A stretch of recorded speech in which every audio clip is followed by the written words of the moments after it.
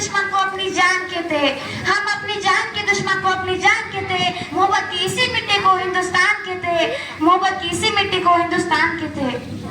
15 August आला की प्रत्येकाच्या हातात तिरंगा असतो, प्रत्येकाच्या मनात, प्रत्येकाच्या ओठावर भारत माता की जय असते आणि प्रत्येकाच्या मनात देशभक्तीची भावना जागृत होते। पण आज मी तुम्हाला असा एक प्रश्न विचारणार आहे जो प्रत्येक भारतीयाने स्वतःला विचारायला हवा। तिरंग्याचा सन्मान फक्त 15 ऑगस्टलाच का? हा तिरंगा फक्त एका दिवसाचा अभिमान आहे का, की तो आपल्या प्रत्येक दिवसाच्या आचार विचारांना मार्गदर्शन आहे? चला या विचारांना जागृत करण्यासाठी हृदयस्पर्शी भाषण ऐकूया। प्रत्येकाच्या घरावर तिरंगा फडकतो, शाळांमध्ये, महाविद्यालयामध्ये आणि चौकात चौकात देशभक्तीची गाणी घुमू लागतात। प्रत्येकाच्या चेहऱ्यावर अभिमान दिसतो, पण दुसऱ्या दिवशी तोच तिरंगा रस्त्यावर कचरा किंवा दुर्लक्षित अवस्थेत दिसतो। हा विचार मनाला अस्वस्थ करतो।